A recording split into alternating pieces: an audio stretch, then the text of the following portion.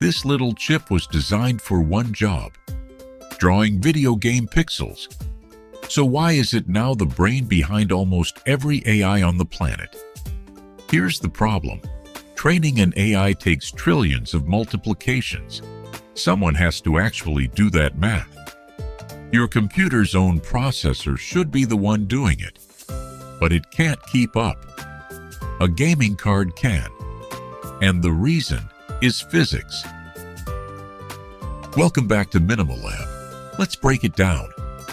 First, let's look inside AI's computation. What a single neuron does is almost embarrassingly simple. Take the incoming number, multiply it by a knob, and add it up. Multiply, add. That's it. But there are thousands of these in one layer, and hundreds of layers. The forward pass, the backward pass. Underneath, they're all this giant bundle of multiply and add. In math language, matrix multiplication. And here's the crucial part. Neurons in the same layer never need to wait for each other. Each little calculation is simple and completely independent. Trillions of simple jobs sitting side by side, none of them waiting for the others. This shape of the computation decides everything. Your computer's processor, the CPU, is a small team of geniuses. A handful of cores, maybe a few dozen. Each one blazingly fast, brilliant at complex decisions, and at jobs where order matters. A GPU is the opposite. It carries thousands of tiny, humble cores. Each one is slower than a CPU core, far less clever. But multiply and add, that it can do just fine. Now the physics view. The real question isn't speed, latency, it's flow, throughput. To deliver one letter as fast as possible, the fastest courier wins. But to deliver 1,000,000 letters, forget the courier, you want 1,000 trucks. And here's the thing, video game graphics had exactly this structure. 1,000,000 pixels on screen, all independent, all simple. So GPU evolved to be perfect at one thing: simple, massive, independent. And AI's computation turned out to have exactly the same shape. AI didn't choose the GPU. The shapes just matched. But wait, one question remains. Why not just make those genius CPU cores faster, and faster, and faster? Because physics said no. To raise a chip's clock speed, you also have to raise its voltage. And power consumption grows roughly as voltage squared times frequency. Which means, the faster you push a core, the more its power and heat explode, faster than the speed you gain.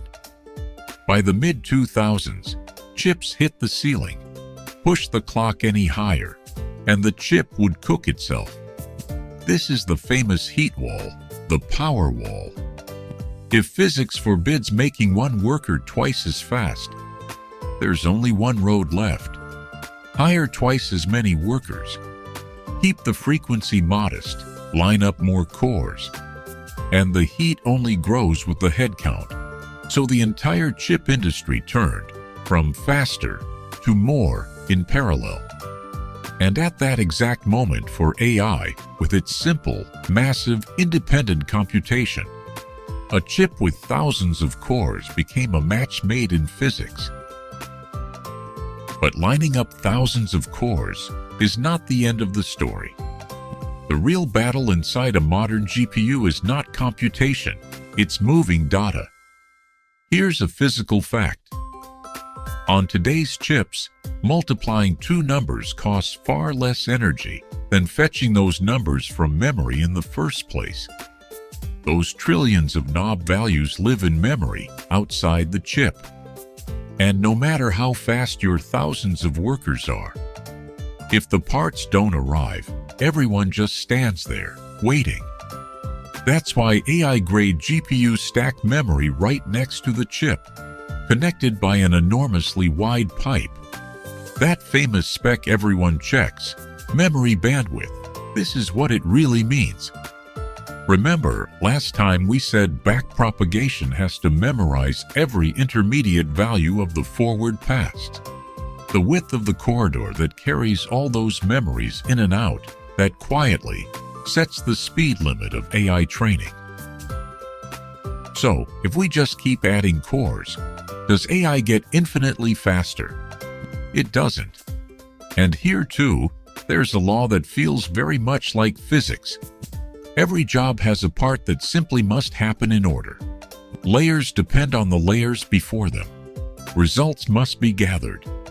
Data must be prepared. And your total speed hits a ceiling, set by the part you cannot parallelize. This is Amdahl's law. In chemistry, it's the rate-limiting step. In a pipeline, it's the narrowest section that decides the flow of the whole thing. That's why so much of modern AI engineering is not about adding more compute. It's about shaving down the serial parts and the waiting. Let's put it all together. AI's computation: simple, massive, independent multiply and adds. The physics constraint: the heat wall banned faster single cores. The answer: thousands of cores, working side by side. The GPU: the next walls, moving the data, and the parts that refuse to go parallel. So AI needs GPU really means this: the shape of the math and the physics of heat left parallel computing as the only way. So now, on top of the algorithms, gradient descent and backpropagation, you have the physics of the hardware that carries them. Next time, we finally open up the heart of modern AI. What is actually happening inside ChatGPT? Attention! Explained through physics intuition.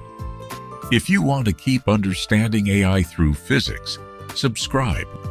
And there's a free notebook in the description where you can race a CPU against a GPU and feel the difference yourself.